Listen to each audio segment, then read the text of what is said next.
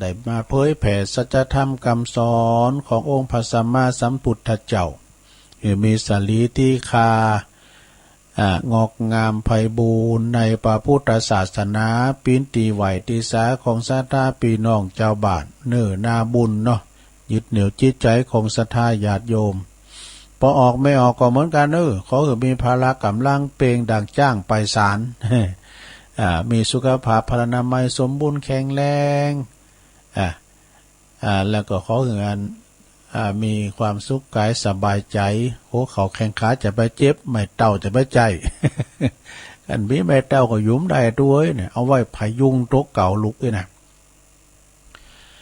ก่อนอื่นนั้นอุปนักไปหลายวันนี้ก็ขอประกาศอนุโมทนากับสถานีต่างๆตัวเนอร์ที่เปิ้นหับลิงสัญญาณเอาเสียงนี่ไปสู่พี่น้องทางบ้านแล้วสถานีวิทยุเปิดการศึกษาพระพุทธศาสนาและวัฒนธรรมสสวนี่นะ FM 104.50 เมกะเฮิรตซ์วัดฝายหินตำบลสุเตปอำเภอเมืองจังหวัดเชียงใหม่โดยเมตตาบารมีธรรมอาจารย์ท่านพระครูสมุวิสุวัตวรกิจโจนะอาจารย์พระครูเปิ้นก่อนลูกเจ้าตื่นเจ้าลิงสัญญาณไปปิ้นตีเรียบร้อยกราบขอบคุณนะครับวิทยุคณะสงฆ์อำเภอฝางโดยมีเมตตาบารมีธรรมในพระเดชพระคุณหลวงปู่พระครูสุจิตานุรักษ์คณะเจ้าคณะอำเภอฝาง FM 102.25ตั้งอยู่ที่วัดพระบาทอุดมนำบ่อสาวาสำนักวิปัสสนากราบขอบคุณตุปีเจริญโชติธรรมโมวัดสันโค้งอำเภอแม่อายโดยพระเจ้าหน้าที่รีโมทลิงสัญญาณไหวพินตีเรียบร้อยพี่น้องใช้ปากการฝางแม่อายฟังกันเต็มตีนะคืนเข้าไปไกลแผ่วปุ่นไหลแม่น้ำโกกปุ่นหมอกจามไหมกันขอบคุณสถานี 89.75 บ้านทุ่งเรดิโอเปิ้นต่างอยู่ตีปุ่นเหนืออำเภอสันปัดตองปออุดมพุทธวงศ์ถวายเวลาตึงเจ้าตึงแรงตึงบ่ายด้วยเนาะเมื่อคำยามคืนด้วยแล้วก็แดนดินถิ่นล้านนา แดนดินถิ่นล้านนาตั้งอยู่ที่บ้านโฮงโงตำบลนำบ่อหลงอำเภอสันป่าตอง 103.50 ขอบคุณไอรุจิสมบัติเงาคำพระเปิ้นพินเจ้าของสถานีเนาะมนเสียงธรรม 106.25 มนเสียงธรรมโดยเมตตาบารมีธรรมพระเดชพระคุณหลวงปู่พระครูมงคลวิสิทธิ์หลวงพ่อเจ้าคณะอำเภอแม่แจ่มแล้วก็ขอบคุณท่านพระปลัดอุทัยโดยพระเจ้าหน้าที่เทคนิคสัญญาณออกไปคลื่น 101.75 เมกะเฮิรตซ์น่านฟ้าเรดิโอตั้งอยู่ตำบลป่าแดดในเมืองนะปุณบ้านแม่พิมพ์แม่โนนเขาบุญเนาะ ป่าแดดในเมืองปุณพี่ไอไตโฮเขานะคุณลุงนิรันดร์ปันดอนตองผู้อำนวยการสถานีเจ้าของสถานีลิงสัญญาณไปพี่น้องในเมืองฟังกันอย่างจุใจคืนนึงได้ยินถี่ก่อนไล่ไปทั้งคืนนึงนี่นะเนาะสถานีวิทยุ98.75 คลื่นธรรมะของชุมชนวัดห้วยตองซักตำบลขงเปาอำเภอจอมทอง โดยท่านพระครูวาปีวรมานิชเจ้าอาวาสท่านอาจารย์ชวลิตชัยวังโสเจ้าหน้าที่ฝ่ายเทคนิคเขาเนาะเชื่อมสัญญาณไป 90.75 เมกะเฮิรตซ์วิทยุชุมชนคนเหนือเขื่อนตั้งอยู่ที่บ้านดงดำอำเภอฮอดแล้วก็ครอบคลุมประตังอำเภอดอยเต่าด้วยเนี่ยแล้วก็ขอบคุณทุกสถานีที่เป็นลิงก์สัญญาณไปจะฟังระบบออนไลน์ระบบมือถือFacebook ของวัดไฟหินก็ดีนะก็ขอขอบคุณเอาละสระญาติโยมทั้งหลาย ตักตายไปแล้วสถานีที่เปิ้นมีบุญหู แก่หมู่เฮาทั้งหลายเนาะที่ข้างๆไว้ตุลุงก็จะเอามาวากันเจ้ามาเลพอของ อาจารย์ชัยทองคันเน็ตโธ่อันนั้นก็เน็ตเวลามีจะเอามาเล่าให้ฟังอันนี้จัดตาวันเกิดทำแล้วบทที่2ของคุณแม่แสงล่าคุณแม่แสงล่า พวงมาลาคุณแม่แสงหลานี่เปิ้นเขียนหนังสือก่องามนะแล้วก็เปิ้นก็เคยเขียนเห็นปอครูอำนวยกับลำพัดมาละส่งเข้าไปหลายตีและตั้งนักกวีฝีปากกับเมืองหลายฐานที่เปิ้นเราท่านพระครูบุญเนตรมโนเปิ้นสูงหือนะ ที่เปิ้นอารมณ์ดีๆนะเปิ้นเล่าข่าวไข่โฮโต้ยนะเราฟังแล้วไม่เขตตุลุงกับเป็นแฟนประจำเปิ้นเหมือนกันนะจะตาวันปุดเนอะ วันปุดวันพัดจะลองฟังพอเนอะพระเกิดวันปุดวันพัดนี่นะวันศัตรูใหญ่วันศัตรูน้อยวันที่ปิ้นมิดเฮานี่นะลองฟังพอเนอะขอบคุณแม่แสงล่าพวงมาลาด้วย จะเจ้าของที่เปิ้นนามปากกาของเปิ้นเขียนลูกนี่นะก็เปิ้นเขียนตัวหนังสืองามแต่ว่าผิดปฏิพันธ์ตุลุงมันจะถ้าว่ากุมาก็สุมาเด้อเนอะนิวสันตังยังกำบ่อเลี้ยวปีแก้วน้องแก้วเจิญฟังบทสองนางเลียงปิ้นตับมีนักถมทองคนบ้านหิมกองสันน้องตอบสายนี่เบิดต่อไปเป็นวันปุดนะวันปุดของเฮาเจ้าไม้ต่ำได้รอกำทำนายแซ่ซ่องปุดสุดหันษาเอาอาปีน้องวิสัยขีเล่นเฮฮาเนี่ยนิสัยขีลินเพราะนะคุณเกิดวันปุดเนี่ยนะปุดสุดหันษาเอาอาปีน้องนิสัยขีเล่นเฮฮานี่แล้วก็เจ้าชู้นิดยิงใจไขจ๋าชีวิตเกิดมามีสุขมีเศร้าศัตรูเบียดเบียนเวียนว่าแวะเวียนออกเข่าเล่งซัดบอดี้จีเนี่ยนี่เปิ้นว่าเล่งซัดนี่มันขายดีนี่นะ ปุดใจลายคุณเลกลเยอะแยะเม่มเงินเมียอ่านเล่งโค แมทเอาเงินไปเล่งโคอย่างนี้ลองฟังต่อเมียหูนำปืนเดือดร้อนโมโหเอาไปเล่งโคโยตี้ดังอ่านเอาไปลายนันนี่ เอาไปโคโยตี้มันไม่จะคือไปเลยได้พิษกันเนี่ยการมีปืนหูนะเลยได้พิษกันเนืองนันเต็มบ้านบ่ต้องกดดันนะจ๊ะเห็นวันปุดมุมดีปิ้นสมณะบ่ละอ้างตามธรรมส่วนตัวอายุมีโลกเวรกรรมติดตามหลายตัวติดตามลำตัวทุกภพจาดเจ้าดูแลตัวเองไปตัวกูเฝ้าอย่ามองศพเศร้าท้อแท้ย้อนห้อยถอยหลังประวัติศาสตร์แท้บันทึกไว้ใดตำลาพระพุทธยอดฟ้าจุฬาโลกหนาทรงประสูติมาวันปุดเนเจ้าโดกูบ้านกูเมืองลุงเลืองบ่อเสาไทยเป็นไทยเฮาเมินหนักแม่ทัพนายกองมากมายตรายตักเกิดวันปุดมีมานี่วันปุดนี่นะวันใดก็แล้วตึงดีนักหนาตีใดเกิดมาปินคุ้นแมนมันครบ32บ่ขาดเกินหันบุญเป็นบุญอันนันต์จัดหนักเกิดมาเป็นคุ้นก็เป็นบุญอันนันต์จัดหนักแล้วนะวันมิตรศัตรูวันปุดตรายตักแนพองแนอ่านตามดวงฟังไว้เนอวันศัตรูของเกิดวันปุดนะวันมิตรศัตรูวันมิตรศัตรูปุดดูตรายตักแนพองแนอ่านตามดวงมิตรของวันปุดเริ่มตั้งแต่มิตรหลวงวันจันทร์ผูกดวงมิตร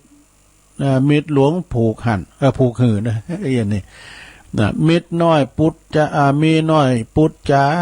เก็บมาหย่องยือวันอังคารคือมิตรน้อยนี่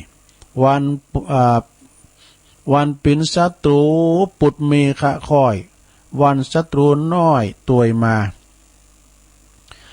วันศุกร์ปีน้องปากปกนี่มันวันศุกร์ปีน้องปากป่องเจียนจ๋าศัตรูใหญ่กาปุดโหราเจ้าเนี่ยปุดเมื่อคืนก็ต่อวันพฤหัสต่อพฤหัสอันนี้วันพัดเด้อคนเกิดวันพัดก็ฟังไว้ต่อพฤหัสจัดมากูเฝ้าตามตำลาเอาจีดเนี่ย พฤหัสบดีกรรมเต็มนั่นแหละอ่านแล้วจัดได้ความใจความมีเดชมุนละเจ้าชู้ปากหวานนี่ใจหล่อยิงงามเสน่ห์บอกบ่น้อยเสน่ห์บ่ด่อยเนอะใจราชสีเจ้าสายกูหอยตำล่าปอกก้อยตรงแต่หญิงก็มีหลายใจก็มีแยะของแต้มักได้กูคลองนี่มีตำละมีตำนิแต้กูเนอมือสองได้ไม่ห่างไม่ใหม่จ้ะกูเนอมือสองควรคิดควรตรองเจอแต่บ่ได้มันไปเจอแต่ก็ไม่ได้เปิ้นตำนายเนาะอาชีพนี่ครูบาอาจารย์เนออายแก่ตัวสบายแต่ตักนี่แก่ตัวมาจะสบายเนอะลี่ก็มีเนี่ยเดือนนี้ถึงว่าครูบาอาจารย์ที่เปิ้นลี่นี่นะลี่เนาะลี่ก็มีกาเซนก็นักมีทรัพย์เสริมสร้างต่างบุญเจ็บป่วยมีน้อยบ่มีเกิดบ่มีบุญเกิดหนุนบางคนขาดบุญเจ็บป่วยเมื่อยไข้การเอาขาดบุญก็เจ็บป่วยเมื่อยไข้น่ะต่อบุญไปน่ะทำบุญไปกรรมไผบุญมันหลีกเลียงบ่ได้อยู่ไปสู่ไปกันเตอะน่ะอยู่ไปสู่ไปกันเตอะเนาะอยู่กินอยู่ต้านไปจะเกิดวันไหนมากมายแยะเยอะโรคหนักน้อยมีมาบางคนโจกดีแต่โรคภัยบ่ถามหาเนี่ยโลกบ่ถามหาเปียติโลกาบ่มีมาไก่เป็นคุณโจกดีเนอกรรมปันไตอยู่ไปตามไว้เมินหนักน่ะร่างกายแข็งแรงโรคภัยบ่หนักเจ็บเล็กเจ็บน้อยปอมีก็มีพองบางคนรวยทรัพย์ระดับเศรษฐีสุขภาพดีบ่มีขายหือนี่พระกระไดก็ออกกำลังเอาเนอะเสาะหากันเองเนอคำนักตื่อดูแลตัวเองแต่เนาะพฤหัสบดีตำล่าเรียบเลาะมิตรใหญ่มิตรน้อยเจิญดูวันใดแต่เล่าเป็นวันศัตรูเจ้าสีบุญจูฟังต่อไปเจ้าพฤหัสบดีมิตรใหญ่ล่อเฝ้าวันติดเนอเฮากล่าวไว้วันติดเนอมิตรน้อยพฤหัสเก็บจัดเกมก่อนไก่วันเสาร์จักได้นำปลานี่มิตรน้อยก็คือศัตรูน้อยก็คือวันเสาร์แล้วก็นำปลาวันศัตรูน้อยวันศัตรูน้อยตึงใหญ่ไขจ๋าจักไขขี่ยาอู่จ๋าเป่งป้อยพฤหัสกับบุตรลาหูเป็นเศรษฐีน้อยบึดปับปืดปับให้ค่ะปืดปับผอค่อยลำปิดบทสองเต่าอีกาวจี้ตามเถามอนขอถูเราจบก่อนเนิดข่าก่อยตอบบทสามเนินนายกาบบทนี้อำลาเต่าอีขอเจิญติดตามบทสามกาวจี้บทนี้เต่าอีก่อนและนอเขียนมาปอจบลงเต่าอีเต่านี้เราสู่กันฟังก่อนเลยนายเฮยคู่มาหน่อยนะสมาแต่เปิดเขียนก็จะดีแหละตุลุมได้นะแอมการบทสามก็ฟังตอนต่อไปเนาะวันพุธวันพัดก่อนแล้วไปเอาคุณเนอะแม่แสงละอ่านพิษผัดประกันได้สุมากับศรัทธาโดยเนอะอันนี้เป็นตำราวันเกิดเนอะศรัทธาเนอะตำราวันเกิดก็ว่ากันไปกันเดียวก็มีทำอยู่กันเดียวอันนี้ในบทเน็ตเหมือนกันเนอของอาจารย์ชัยทองขันขอบคุณด้วยนะอาจารย์อันนี้เปิ้นว่าคุณเฮาเนี่ยพ่อแม่เนี่ยนะสถาจะโอ้ยหักลูกหักหลานตัวเองนี่จะได้ก็ได้เตอกินข้าวแล้วว่ามันกินเตอลองฟังพอแล้วว่าพ่อแม่นี่เปรเป็นไปนะสถาลูกนี่เป็นเทวดาน่ะพ่อแม่นี่เป็นคนโง่เงาเต่าตุนคนโบราณเนี่ยเนาะวัตถุโบราณนี่จ้ะมีเก่าพ่อแม่ที่เป็นคนโง่ที่สุดในโลกลองฟังว่าในโลกจะว่าไผนะว่าไปตาม อ่านก้อนเนี่ยนะหลวงเจ้าว่าไผละเนอะในเปิ้นเขียนมาอย่างอี้ในเฮาก็ว่าไปตามนี่ลองฟังบ่ได้หลวงมันกินใจเหมือนกันน่ะเนี่ยลูกในปินเต้ว่าด่าพ่อแม่เนี่ยโอ้อยู่ในโฮงโคปก้าวพ่อแม่เป็นคนโง่ที่สุดในโลกลองฟังแล้วข้อที่1นะลงเด้อมีของอร่อยกินแม่อยากกินแล้วก็กินได้ก็บ่ยอมกินอย่าเฮ้ยย่านแต่อุตส่าห์เก็บไว้ให้ลูกนั่นน่ะตัวเอ้ยเอาไว้ให้ลูกหลานน่ะเนาะพ่อแม่กินหยังก็ได้นี่พ่อแม่นี่กินหยังก็ได้แต่อร่อยอันนี้เก็บไว้ให้ลูกกินอร่อยแน่ของกินนะโอ่งไว้ให้ลูกหลงนะข้อที่2เก็บเบหาเงินมาได้มากมายกับเอาไปใจไปซอยความสุขตัวเองผ่องก็บ่มีกับเก็บหอมล้อมริบไว้ให้ลูกนะเนาะพินหงลูกไผก็ใจมั่นได้เก็บไว้ให้ลูกได้เราเรียนศึกษาเรียนสูงอย่างตุลุงปุ๊ตุลุงนี่เห็นจบปลายเป้าไปตัดเห็นจบสูงเลยเนาะในห้องเห็นดีๆจบสูงและก็เก็บสะสมเงินไว้นะเป็นสมบัติตกถอดถือกับลูกแล้วก็ลูกก็จะบ่ลำบากเหมือนตนเองเนาะพ่อแม่เป็นห่วงลูกหลานปานนี้กันนะซะได้แต่กินบ่นากินน่ะแล้วก็กันเดียวกันเด้อข้อที่3นะโลดน่ะมีเก่าคอกันนะกินใจเด้อข้อที่3รถดีๆเปลอะเปิดเตอปุถุรถเบนก็มีเนาะก็มีสตางค์นี่นะBMW เนาะนี่แล้วก็วีโก้รถดีๆราคาหรูๆหลาๆแป้งๆมีต่างมากมายซื้อมาหาซื้อมาหาใจซอยทั้งที่มีสตังค์นี่มีสตังค์จะหลายบาทก็หามาจนถึงขอนชีวิตแล้วก็มีกลับไปใจรถเก่าผุพังว่ะดูอยู่ก็บ่ยอมเปลี่ยนสักทีแต่ก็ว่าลูกแล้วนะแม่เขาจะเอาช็อปเปอร์เนาะแต่ครับลูกอยากได้รถรุ่นใหม่รุ่นราคาแพงๆมีต่อใดซื้อโดยบ่ต้องคือสักนิดเดียวอ่ะดูเอาล่ะอย่าว่าได้แม่ค่อยซื้อนะหม่อมแจ่ใส่หมดเนี่ยนี่เนาะหลาตำหลานี่ซื้อเพราะน้ำมันหมดเนาะข้อที่4ไปเลยตัวเองเจ็บไข้ได้ป่วยนี่โอ้มักจะเสมอว่าเจ็บหน่อยเดียวเป็นยัง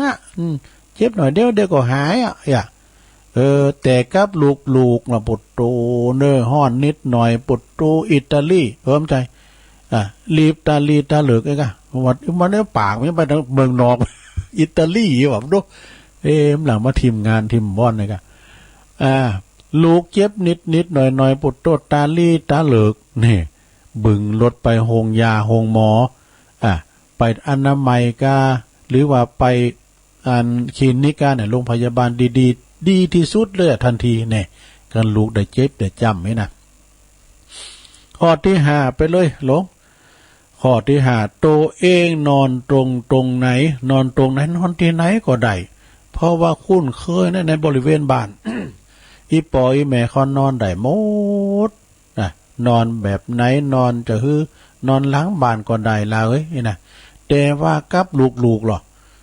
ต้องนอนในมุ้งนอนดีๆยุงไม่ให้ไต่ไล่ไม่ให้ตอมนอนเฮินหลังโล่งๆเนี่ยห้องนอนดีๆแอร์เย็นฉ่ำเนี่ยนะลูกหลานเนี่ยได้สบายบ่อายไผนี่สั่งท่านนะคือลูกหลานนี่นะข้อที่6ทรัพย์สินเงินทองที่อุตสาหามาได้ทั้งชีวิตนะมักจะเอาไปเคียนถึงลูกไปจนหมดนะส่วนตัวเองนี่ใจอย่างประหยัดตัวเองน่ะใจอย่างประหยัดมักจะอ้างว่าอายุนังแล้วกินหยังก่อมล้ำกินนั้นได้ก่อมล้ำบ่ต้องใจเงินหยังเยอะแยะหรอกเนี่ยเนี่ยอันนี้เข้าข้างโต๊ะเก่าเนาะทรัพย์สินเงินทองนี่นะสดาญาโยมเนาะพ่อแม่ปิ้นธนาคารของลูกแต่มันมาเบิกทุกเวลาคืนรับมันยังคุ้นมาห้องมันลุกมาเบิกอยู่เนาะข้อที่7ไปเลยลง วันหนึ่งหนึ่งนะหลงข้อที่7นะวันหนึ่งหนึ่งได้แต่นั่งปิ้นโหงลูกกันลูกสัตว์ตัดรถเคืองออกบ้านบันแบนมันใจบันติดเคืองรถไปบุญออกแล้วมันนั่งจอกอเมื่อใดมันจะปิกปอดึกปอดื่นมันหลังไปบุบโหตีกันมันมาหลังวานโดนเปิ้นไหลเหิบจ้าอย่างได้จ้ามันเกิดทนต่างกาเนาะครูอาลีเกิดทนต่างกามันเกิดไปหมดโดพ่อแม่กับลูกมาในปุตตหมอนะหกในใจนี่ถามไต่ถามเลยบางทีไปถามแล้วตู่บอกตู่ไปหัวเรืองอย่างกระเดียวเสียงโดดเคืองเข้ามาแบนตัวใจดีแล้วรับนี่มันพี่เจดูวันหนึ่งต่างหน้าต่างตานางปิ้นหงลูกโกลูกจะปิ้นอันตรายตั้งแต่สมัยลูกเฮนจุนกะทางว่าสู่ไว้ทำงานได้ลูกได้เมได้ลูกได้โพมีขอบมีโคนเขายังปิ้นหงอยู่เนี่ยส่วนว่าลูกเนี่ยจะปิ้นหงปอแม่หรือไม่นี่ปิ้นหงพองคำแก้วไปพอฮะปอฮะแม่พองกะ ก่อนหน้าตัวเขาจะไปมันได้ก็มีเวลานะมีเงินนะมีเงินแล้วจะไปหาก็มีเวลามีตึงเงินตึงเวลาไปหาแม่มีแล้วไปกล้าฐานนี่แล้วส่วนลูกจะห่วงเหมือนตีตัวเองห่วงลูกหรือไม่นั้นบ่สนใจหรอกแค่ว่าลูกมีความสุขพ่อแม่ก็พออกพอใจแล้วข้อที่8ไปเลยลง ข้อที่8ทุกครั้งที่ลูกพอมีขอบโคมาเยี่ยมเนาะปาลูกปาหลานมาแอวหาอีปออีแม่นะอดโตปอแม่นี่ก็จะดีอกดีใจจุนออกหน้าออกตาตื่นเต้นจุนทำอันยังบ่ถูกเลยนี่เมื่อวันลูกหลานมาแอวหาเนี่ยนะมีอันยังอร่อยก็คูณมาเอามากินกันจุนหมดนี่ทางที่ก่อนหน้านั้นตนเองไปหาขอบหาโคลูกนี่อันนี้ไอ้ปอยเมจะไปเอาหาลูกก้าวเนาะไปก่อนหน้าไปหาลูกดูเหมือนลูกจะไม่ค่อยพอใจเท่าใดนักว่านั่นเปิ้นว่าปอแม่มาแอวหอแอวเฮอเนี่ยนะลูกเอ้ยล้างหน่อยฟังเด้อการว่าปอแม่มาแอวหาลูกหาหลานเอาปาตะมาขึ้นบุญเฮินนะเทวดามาโปรดดูนะเพราะว่ามันเทพบุตรเทวดามาเยี่ยมนะนำมังกะละมงคลมาสู่เนอสู่ข้อใหญ่มากกับไผกับเบอร์ข่มดังเอาตอยัดปากไว้ก่อนว่าเปิ้นว่าตัวก่อนตัวลุงกับนักแกเหมือนกันนะไอ้แม่ว่าของผมจะขังหมานะมึงถึงจำกำนี่อยู่เนาะทางก่อนหน้าตัวเองนั้นขอบโคลูกหลานจะไปแอวหาลูกหลานก็เมื่อไปแล้วลูกก็ไม่เคยพอใจว่ะนะเพราะเมื่ออันทำทาว่าไม่เคยพอใจว่าพ่อแม่มาแอวหาถึงบาทอย่ามาบอกล่วงหน้าให้ก่อนเนี่ยยังเอ็กใส่ปืนอยู่ว่ะก็ไปบอกเยอะพ่อแม่มาแอวก็เบิ้นเทวดามาโปรดเนอะเนี่ยพระเจ้าคินนะลูกเนาะพระเจ้าคินนะลูกข้อที่9ไปเลยสุดท้ายโง่ข้อที่9นะพ่อแม่หลายคุณบ่มีอำนาจใดๆแต่กับลูกแล้วนะกับลูกพ่อที่จะปกป้องลูกโดยชีวิตกันเนอะโดยบ่โหงตัวเองแม่แต่น้อยนิดนี่พ่อแม่นี่โง่จริงๆเนี่ยนะเปิ้นเขียนมาเนี่ยมันจะครูชัยมันจะอาจารย์ชัยเขียนนะมันอยู่ในอินเทอร์เน็ตเปิ้นส่งมาตัวลุงเนี่ยเน็ตเด้อนี่นะจัดเน็ตขาตัวลุงจุเป็นเน็ตสาๆนะพ่อแม่นี่โง่จริงๆเนี่ยนะฟังวันนี้มันจะวางไผนะเฮายังมีเรื่องตียังติดข้างคนโง่2คนนี่อีกมากมายนี่หลงกึดว่าแล้วตีบ่มีพื้นที่ที่จะเขียนบรรยายทั้งหมดได้นี่หากว่าคนโง่2คนนี้ของเรายังมีชีวิตอยู่กลับไปเยี่ยมนี่ลูกๆเนอะเกี่ยมคำดำแดงเอ้ยกลับไปเยี่ยมปอเยี่ยมแม่คืนนี่คือเปิ้นพองนี่ใจคืนบางทีนั้นบางสิ่งบางอย่างตี ตีจะทำให้คนโง่ทั้งสองคนมีความสุขบ้างนะครับไปดูจบพอดีด็อกเตอร์พนมปีเจริญนี่เปิดลิขิตเขียนมานะขอบคุณอาจารย์ชัยทองคันเด้อพี่น้องน้องผาขาวพี่อ้ายไต้โฮตุลุงนะปอคู่กับวุฒิว่าพี่อ้ายไต้โฮดสุมาเด้อปอคู่เฮาก็จบลงไปซะท่าเป็นเกตเล็กเกตน้อยเนาะเอามาเราสู่จูกันฟังเนี่ยเนาะซะท่าญาติโยมทั้งหลายลืมไปเจ้าก็มีหลวงพ่อมานิดทำดูโทรมาก่อนหน้าเนาะ หลวงพ่อมานิดแม่บุญยงโอ้แม่บุญยงเก่าเดิมเปิ้นเกิดเมืองฝางมาใหญ่ตีแม่วางแล้วไปอยู่นะสร้างแป้งกันแต่เราสังเกตแม่บุญยง บุญยงบุญตันบุญมีบุญด่วนบุญปันดุบุญนำหนานี่มีหนักเนินสะท่าเนาะบุญยงนี่ก็มีนะเนาะตอนนี้ไปตุลุงเกาะจะเอากำบักเก่าเลิกพอกันเด้อโตโมนะเนี่ยเขาไม่เดินเพนนะสะท่าญาติโยมทั้งหลายวันนี้ก็วันศีลนะลงนะวันศีลเขาก็จะได้ไปวัดไปวากันเนาะสะท่าเนาะไปวัดไปวากันวันนี้เดินหาแฮมมานี่อยู่8 ค่ำนะลงเนอะ8 ค่ำแล้วนะวันนี้ก็ไปบ้านอยู่บ้านอยู่จ้องกันเป็นวันนี้นี่เป็นวันศุกร์นะลงเนอะวันศุกร์แล้วก็เป็นวันที่5โอ้ก็เป็นวันเสาร์นี่ก็เสาร์5เลยกะ ก็เป็นวันเสาร์นะเป็นเสาร์5เลยในข่าวสารงานบุญก่อนบุญกันเนอร์เดี๋ยวตุลุงก็เลิกสันพอนะเลิกสันมาสันลำวานี่ก็มีคุณโทรมาโอ้อันนั้นนี่เน็ตได้กะดุยังที่เจ๊กฮงเจ๊กเฮงเจ๊กเขานั่น เป็นขัดติดเตือนใจเด้อแต่เปิ่นโทรมาลังไม่วะ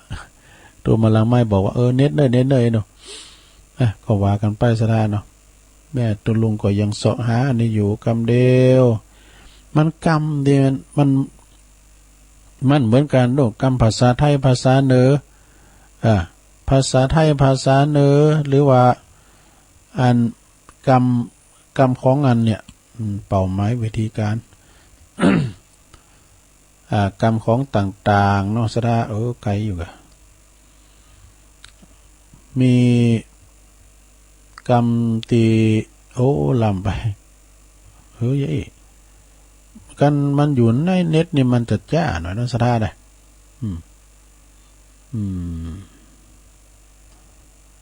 เดี๋ยวกันเนอสะท่าอันของอันนี้จ้ะของแม่เดินเพนทิมหวังเพื่อเขียนมาจะดีอันนี้น้อยนะอันนี้ก็มีอยู่อันเก่าแล้วในวาเป็นละกรรมเนาะ วาเป็นกรรมเนี่ยเดี๋ยวเราลืมเหมือนกันนะทุกเด้อคำว่าหน่อยจอยของคุณใดเด้อเมื่อว่าคุณเฮาที่มีอายุหนักขึ้นแล้วมีอายุหลายขึ้นแล้วนะถ้าอยากอยู่สบายเจ็บป่วยก็ปฏิบัติพุทโธดังต่อไปนี่เด้อข้อหนึ่งนะเขานอนเร็วหน่อยเนี่ยคุณนี่นอนเจ้ารับเจ้าและตื่นเจ้านะการตื่นเจ้ามาก็ประมาณ2 โมงบ่ายโมงก็มีนะตื่นแล้วก็รับเอาเนอะมันจะมีแต่กะเขานอนเร็วหน่อยนะลงเนอะ2ทำอย่างก็จ้าลงหน่อยจะไปหาว กินอันอย่างอาหารก็ลดลงหน่อยนะเดี๋ยวกันเนอะไม่ฝ่าโทรมา อ่านได้เน็ตนะแล้วก็อาหารนะอาหารก็หลากหลายหน่อยมีหลายอย่างนี่นะแต่กินมื้อค่ำเร็วหน่อยเนี่ยอาหารจะได้ย่อยซะนะกินอาหารห้อนหน่อยเนี่ยเปิดว่ากินจ้อนห้อนกลางกินจ้อนทำละกินห้อนจ้อนกลางล้างมือบ่อยๆ แล้วก็น้ำดื่มนี่หนักหน่อยเนอะน้ำนี้ก็เป็นยานะหลวงเฮากินหนักมันคับของเสนะถ่ายออกกินน้ำกินหลายลำไปก็จะถมปอดนะกินเกลือหน่อยกินเกลือน้อยหน่อยไปลดความกิมเนอะมันจะกินอย่างนั้นเจง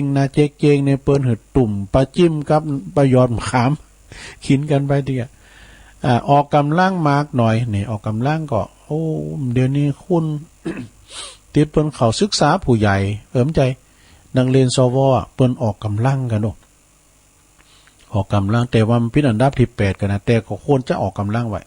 ใจกว้างมากหน่อยนี่ใจกว้างนะลงเด้อใจกว้างโรแมนติกมากหน่อยโรแมนติกเนี่ยมันแปลว่าหยังโรงแรมนั้นจ้ะกะโรแมนติกเนี่ยโรงแรมกันเนาะตุลุงก็ฮู้นะข้อที่12ถึงจื่อเสียงผลประโยชน์ของตัวเองน้อยหน่อย จะไปโอดโตเนาะข้อที่13ฮู้จักพอเพียงคือมากหน่อยไปฟุ่งเฟ้อก่อนนี่เด้อยุคนี้สมัยนี้นะลงนะแปลว่าพอเพียงนะพออยู่พอกินจะไปแปะไปสังไผมาเนาะไปผ่อนยังมาเนี่ยก็เดียวก็เดินเนี่ยข้อที่14ลืมอายุสักหน่อยโอ้เดี๋ยวนี้เฮาแก่แลมอนมาแล้วลืมไปกับเลิงจุกจิกน้อยหน่อยแล้วก็ข้อที่16บ่ว่าเริ่มหยังต้องปล่อยว่างหน่อยปล่อยว่างเด้อซะทะสำเตก็ตุกอกตุกใจกับลูกกับหลานมันถึงมีนะละอ่อนเดี๋ยวนี้มันครบหมู่ครบฟุ้งกันว่าล้านเปิ้นล้านตัวข้อที่17ครบเปิ้นมากหน่อยนี่แล้วข้อที่18สำคัญหน่อยยิ้มมากหน่อยยิ้มนะลงเนอะยิ้มหน่อยข้อที่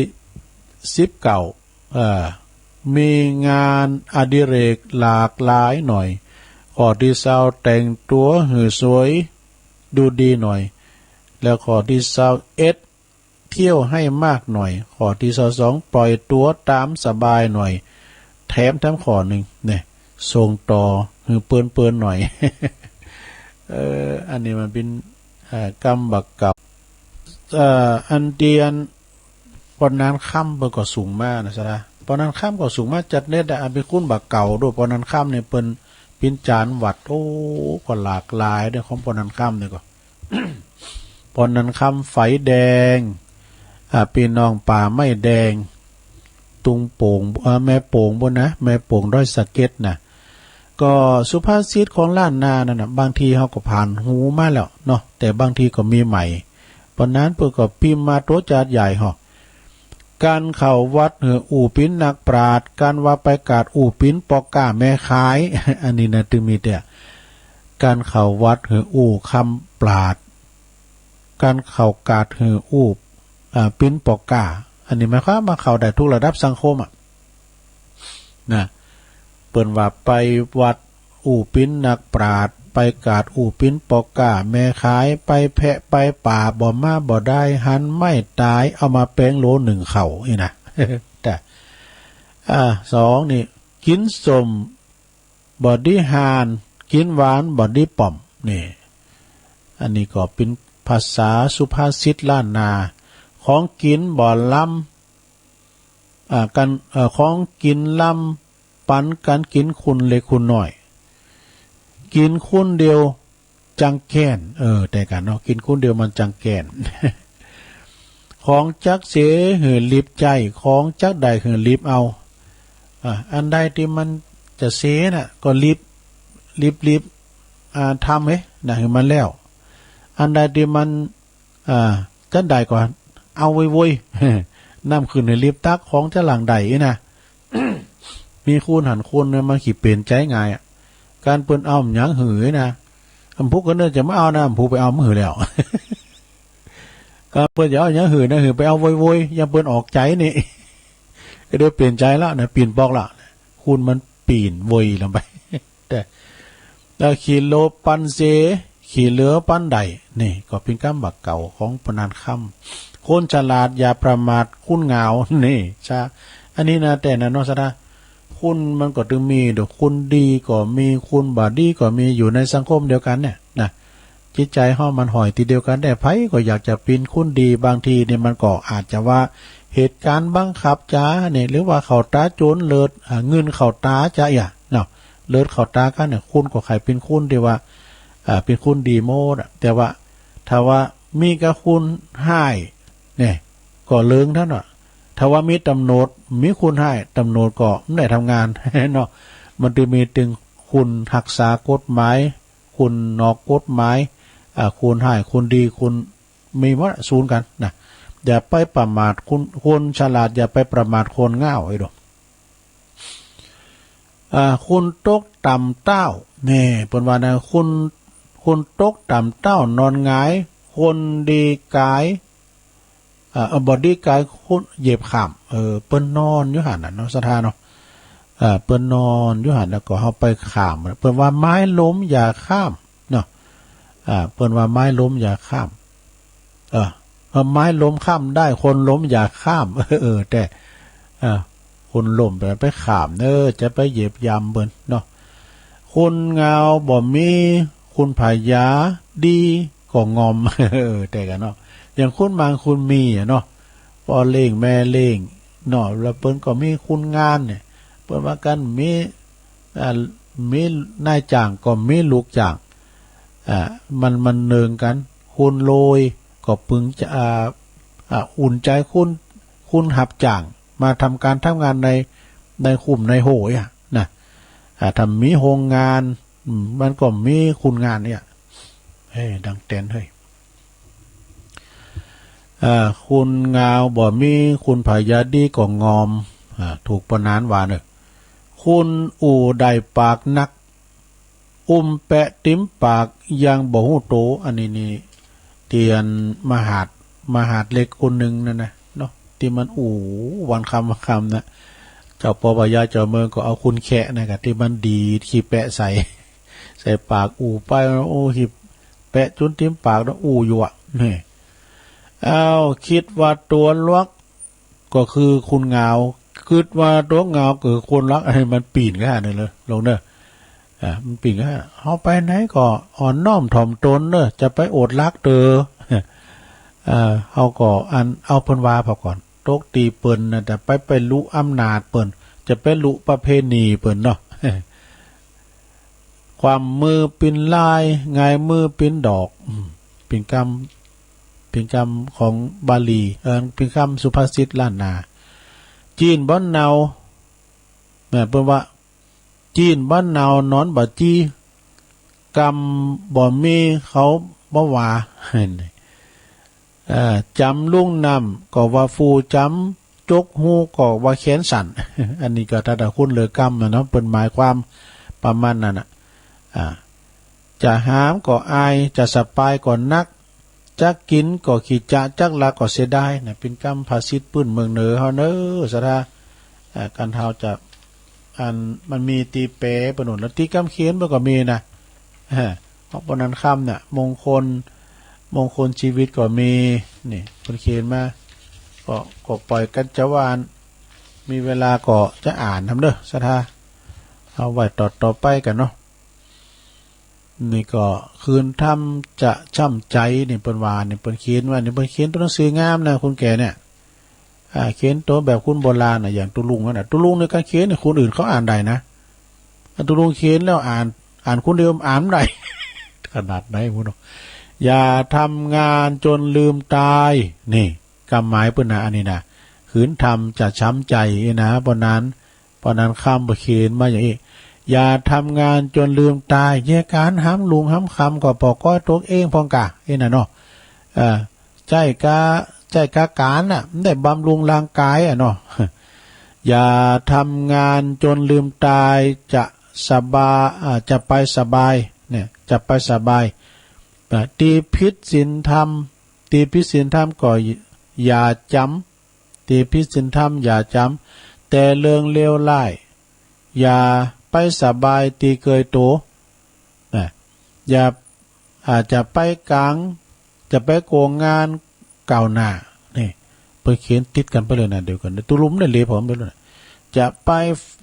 บ่าฟังกรรมยกยอเนี่ยเปิ้นยอหน่อยกะโทยกยอต่อฝ้ายเนี่ยนะเนาะจะไปรอหือพระเจ้ามาจวยนี่อย่าโรยในความชอชนเนี่ยหมายความว่าไปชกชิงวิ่งเราไปชอชนไปโกงไปนี่ก็อย่าไปลำลอยทำนาบุญล้างคุณประวัติเนาะอย่าไปปินคุณหันแก่โตจะได้ไปก็จะใจคุณบ่เหมาะ นะเตือนหนาก็เอามาโทนนะปนานเนอะเตือนหนาก็เอามาโทนของปอนนานสิงคำปอนนานค่ำนะปอนนานค่ำในเปิดอยู่ป่าไม้แดงเนี่ยไฟแดงเลยได้จื้อได้ตามสกุลว่าไฟแดงที่เปิดเขียนว่าตูนย่ำน้ำมันคุดเลิกมันอยู่เลิกอันนี้ก็เป็นกรรมต่างๆอันนี้ก็เอาใส่แฟ้มไว้กันเนอสถานเนอ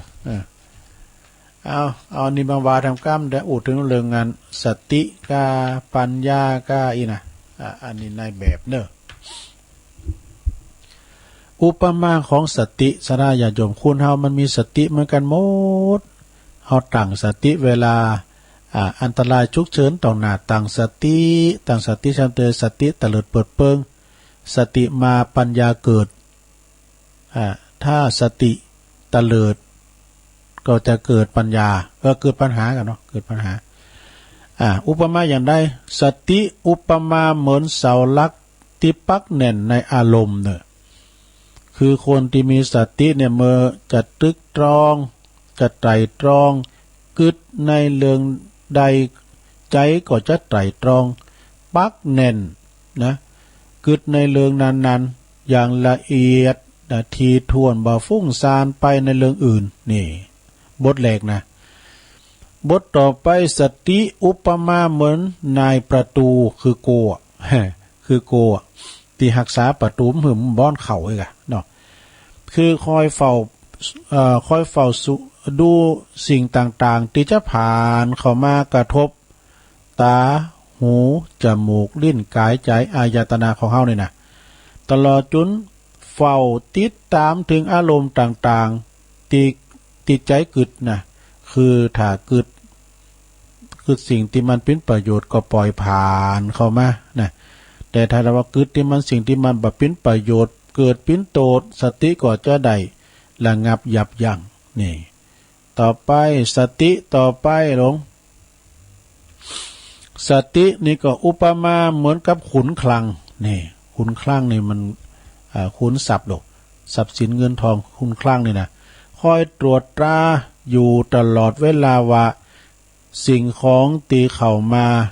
นะที่ใดเข้ามาแล้วก็จะใจออกไปต่อใดเนี่ยบนงบดูคือไปความว่าเป็นงบบุญงบบาปของเฮานั่นแหละเป็นอย่างใดตรวจตราอย่างละเอียดถี่ถ้วนโดยบ่ยอมหือตนเองเนี่ยไปปิ้นหนีบาปนี่ไปปิ้นหนีบาปแล้วก็จะพยายามสั่งสมบุญกุศลหือปิ้นกำลังชีวิตต่อไปนี่สติบทสุดท้าย สติบทสุดท้ายสตินั้นอุปมาเหมือนหางเสือนี่หางเสือนี่มันจะเอาไปใส่ไปคว้ามันได้เนาะเพราะสติเนี่ยจะเป็นตัวควบคุมเส้นต่างดำเนินชีวิตของเฮาน่ะจะตีเหิมมุ่งตรงไปสู่ความสำเร็จตามเป้าหมายของชีวิตที่วางไว้แล้วก็เพราะฉะนั้นเฮาจะต้องฝึกสติหือปิ้นคนที่บ่ประมาทต้องปิ้นคนที่มีสติระลึกนึกถึงเหตุการณ์ต่างๆอยู่เสมอนี่สติก็จบไปนะเมื่อว่าสติจบไปอันนี้มาทำแล้วปัญญากะ อันนี้ก็มาทำแล้วเปิ้นว่าปัญญาพระพุทธเจ้านี่เปิ้นตรัสว่าสินจะภิกขุอิมังนาวังสตาเตละหุเมสติเพิ่นบอกว่าดูก่อนภิกษุทั้งหลายนะเธอจงวิดน้ำที่เขาเฮอน่ะเอาน้ำออกจากเฮอน่ะ จักพลันถึงฝั่งนะก่อนในเฮอนะเฮอฝ้ายเนี่ยนะโลมันโหดูเพิ่นเอาขี้ยาตามันน่ะตรุงเอาไปลาเขาเฝ้าออกกันเฮาจ้าก็ไม่ได้เนี่ยมันตักมันได้โลมันเฮอมันโหเขาก็เอามันจะมีอันเครื่องตักออกดูเขาก็พายไปกันเขาตักอันแต้นก่อนเฮือหลุมนี้เนี่ยเปิ้นว่านะเรือที่กล่าวถึงนี้ก็หมายถึงตนเอง ชีวิตจิตใจนะวิทน้ำนะคือตักน้ำวิทน้ำคือตักน้ำออกคือความชั่วดีหลั่งไหลเกิดขึ้นท่วมทับสามารถนำชีวิตให้ประสบกับความสุขต่อไปอุปมาเหมือนน้ำที่มันไหลเข้านะเมื่อว่าจัดการวิทหรือว่าตักออกก็จะถึงตีถึงตาที่ประสงค์ถึงตาน้ำแน่นอนเนี่ยนะ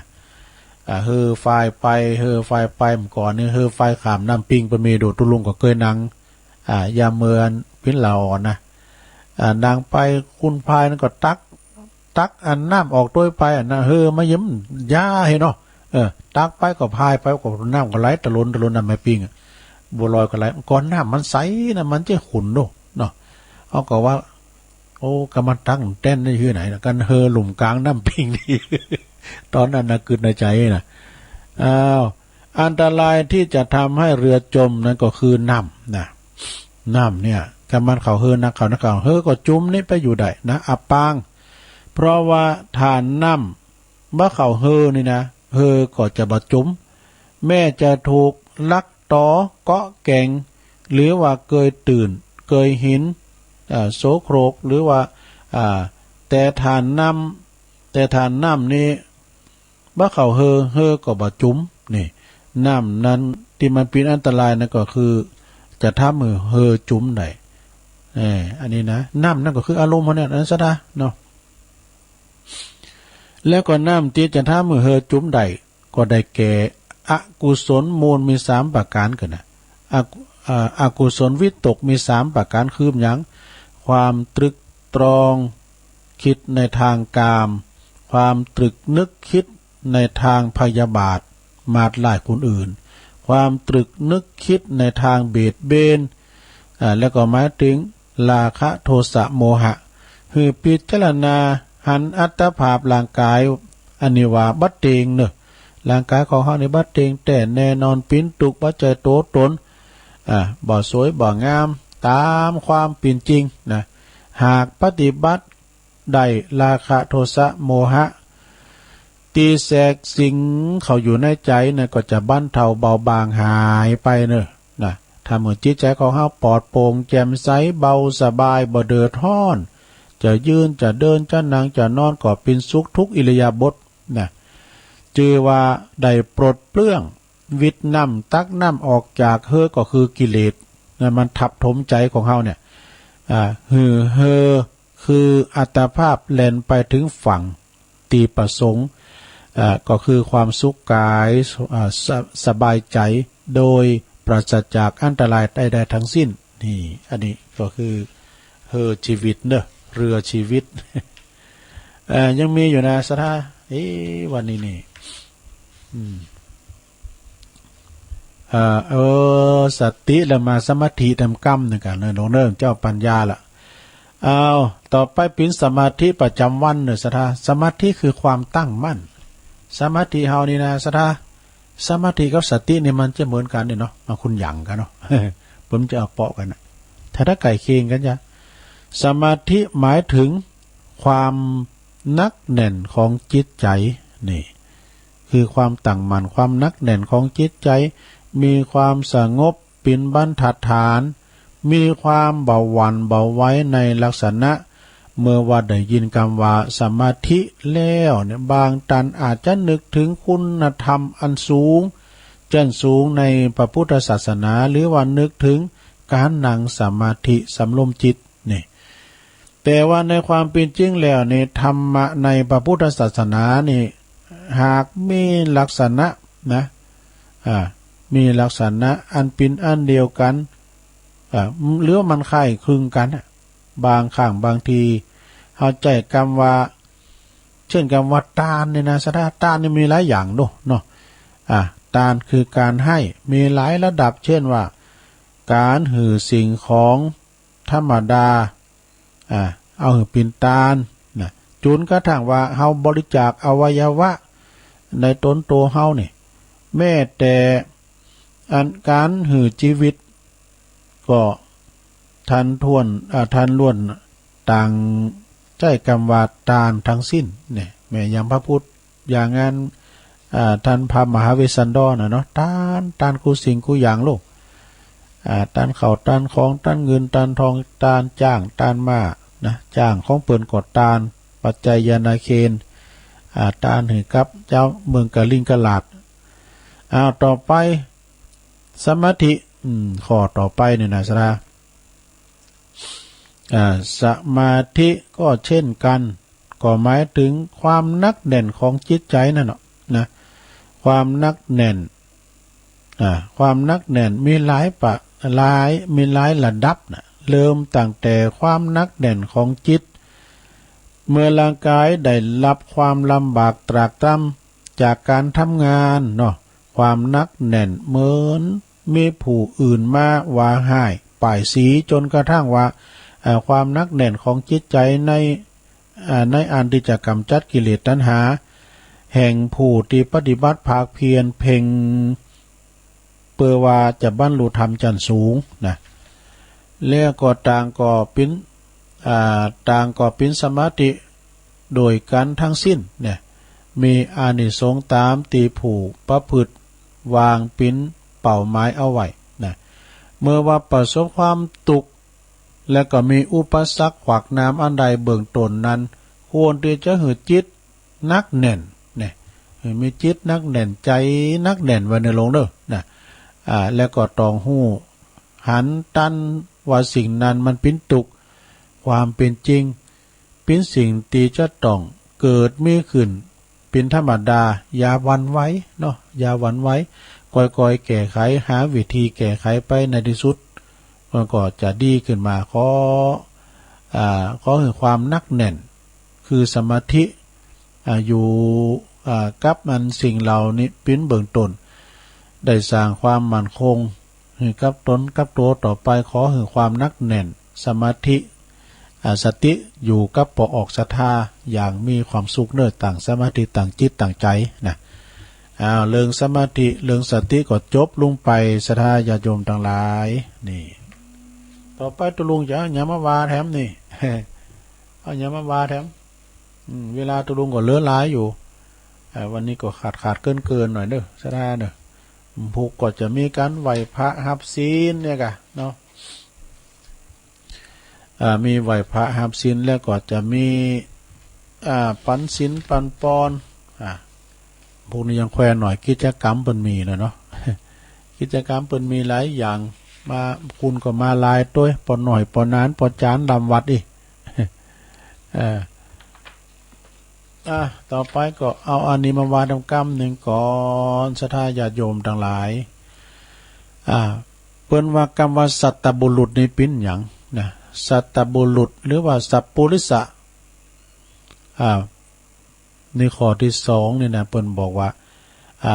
ภักดีสัตตบุรุษหรือว่าการคบหา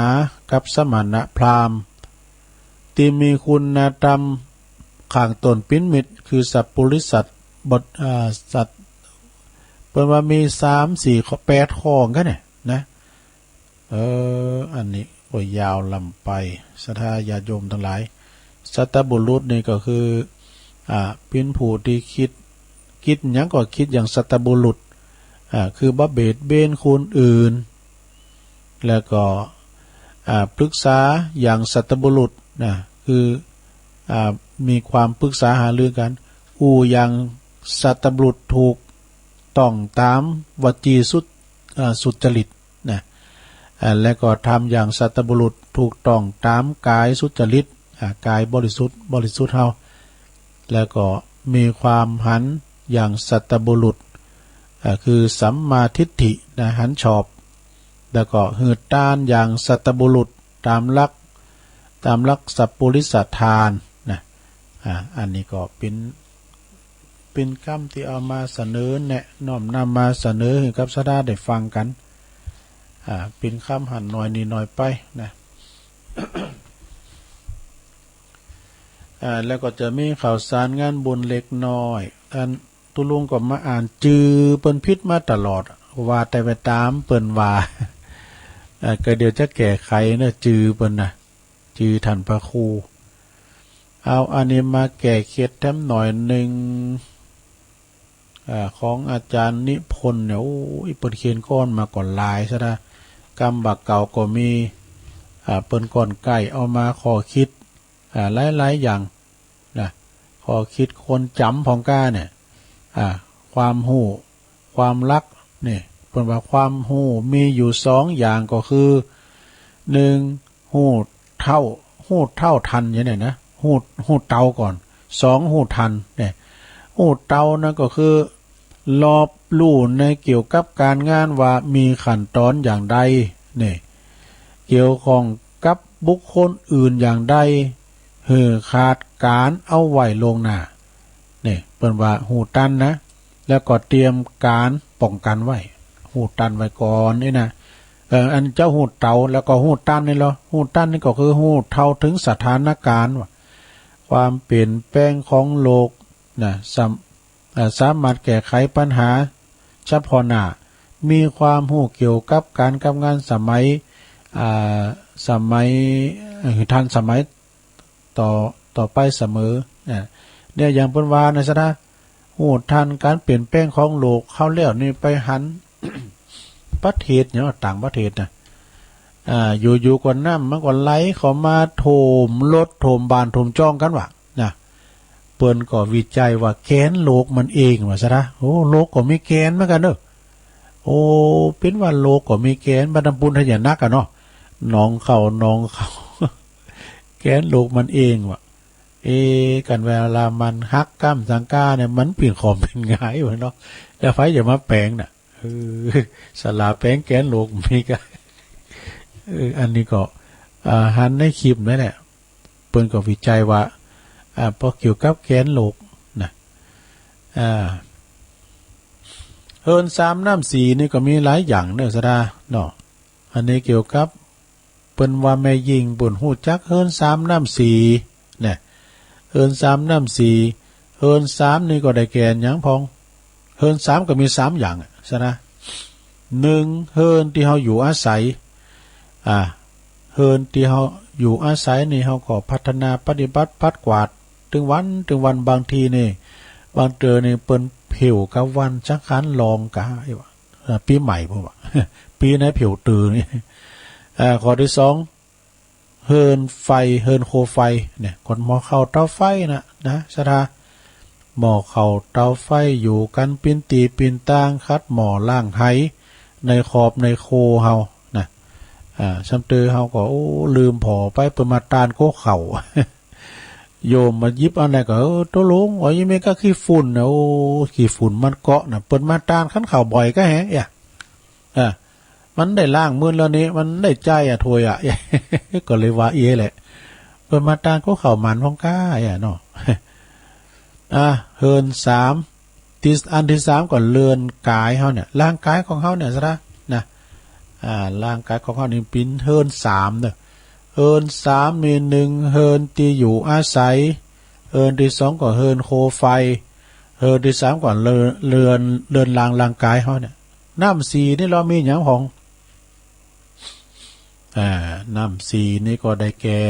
1น้ำดื่มน้ำใจนะมีบริบูรณ์บ่บกพร่องนะน้ำมีกินตลอดนะซ้ำเตอนี่เฮาตุลุงนี่กินน้ำกัดนะซ้ำเตอก็เอาใส่ไว้ในตู้เย็นไว้นะตู้เย็นที่นี่นะที่สถานีนี่นะเอาใส่ไว้นะเตอแขกมากกาห้องเปิ้นกินน้ำเย็นนี่นะแต่ถ้าเฮาวาในเฮานึงกินกับน้ำธรรมดาเนี่ยมันต้องใส่ตู้เย็นแต่ยามหนาวนะจ๊ะยามร้อนก็ใครกินน้ำเย็นเนาะกินได้นะนี่น้ำดื่มน้ำใจมีบริบูรณ์บกพร่องหรือไม่ข้อที่2นะน้ำมือ ขยันหมั่นเป็นทำการทำงานการบ้านการจ้องทำหุงหาอาหารนี่ก็น้ำมือนะน้ำที่3แล้วน้ำคำน้ำคำนี่ก็หมายถึงอู่จาไพเราะอ่อนหวานนี่น้ำคำนะมันอยู่กับอู่กำจาเขาเนี่ยนะแห้งคุณมีตีน้ำลายแห้งควายอยู่ที่โบกที่น้องบุญ มันก็มีที่กำอู่กำจาเขาเนี่ยเนาะสถากำอู่กำจาเฮาอ่อนหวานนะ น้ำที่สี่นั่นนี่สำคัญเนี่ยน้ำใจเนอะน้ำจิตน้ำใจก็คือซื่อสัตย์รักเดียวใจเดียววะมีใจอบอ้อมอารีต่อญาติมิตรทุกคุณนี่อันนี้เฮินสามน้ำสี่นะลงเนอะปินเอามาฝากไว้เฮินสามน้ำสี่มักจะมีตีในอันนั้นอ่ะเอาน้ำเปล่าแล้วเอาน้ำเบาๆแล้วปิ้นยังของ อันนี้น้ำปิ้นธรรมดาเนี่ยลงเนอะชีวิตเบาๆนี่มีอย่างของชีวิตเบาๆคือว่ามันต้องโออารู้ละธรรมชาติแบบว่าอยู่แบบเรียบง่ายเนาะสมถะชีวิตเบาๆคือหนึ่งดื่มน้ำเปล่ากินน้ำมาได้เนาะสดาญาโยมต้องเป็นน้ำเขียวน้ำแดงโคกแฟนตาสไปร์เอาน้ำธรรมดานี่แหละนำมาต้อนรับกันนี่นะข้อสองอันนี้ว่ากินแกงละกินข้าวราดแกงนี่ธรรมดาเนี่ยกินข้าวราดแกงนายกสังก่อนนายกมายิงอังกฤษดีกะที่เปิ้นลาออกเปิ้นตบมือกับเปิ้นตบมือสรรเสริญเยินยอนะ6 นาทีนายกสุภาพสตรีเหล็กคุณนี่นะลาออกตำแหน่งนายกปกครองประเทศแต่หลายปีนะเป็น10 ปีปลายมันก็แหตุลุงก็บ่ลืมอ่านคลิปเปิ้นนะแล้วก็นายกคุณนี่นะสมถะบ่ถือเนื้อถือโตนะปั่นรถถีบว่าไปที่ไหนถ้าว่าไปห่างไปล้านก็ซื้อตามสบายแล้วก็เข้าคิวก็ต่อคิวมันต้องไปต่อคิวเพิ่นคือต่อคิวเพิ่นหมายความว่ามีสิทธิพิเศษหยังที่จะลงหน้าไปนี่นะชำตือเฮานี่เอาเปรียบเพิ่นจะไปที่ไหนไปโรงยาก็ได้เนาะไปธนาคารไปเนี่ยมันเปิ้นก็ฮู้นี่พนักงานนิมนต์ก่อนเดี๋ยวบ่จะเลยเพน เลดคิวเพิ่นก็มีนะเนาะนายกเนี่ยเปิ้นโอ้อันนี้ดีแต่ข้อที่3แล้วเนาะของแป้งบะเกียวนี่อันนี้เปิ้นอยู่แบบสมถะนะของแป้งก็บะเกียวกินหยังก็กินไปนะข้อที่4เลิกเที่ยวกลางคืนแอวค้างเมื่อค่ำเมื่อคืนนั่นแล้วสดาโรคภัยไข้เจ็บก่อนนักนะเมื่อค่ำยามคืนมันเหตุเกิดที่คุณซุ่มนั้นแน่นโนเหตุที่ลื่นเริงที่บันเทิงต้องไปเปิงเงินเปิงทองยุคนี้สมัยนี้เนาะ เลิกเที่ยวกลางคืนข้อที่5เหรอหาความสดชื่นที่บ้าน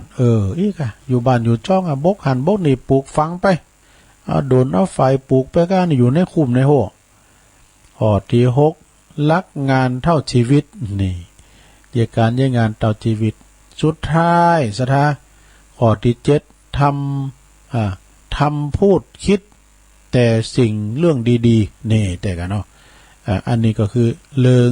ชีวิตเบาๆสบายๆนะเปิ้นว่าดื่มน้ำเปล่ากินข้าวแกง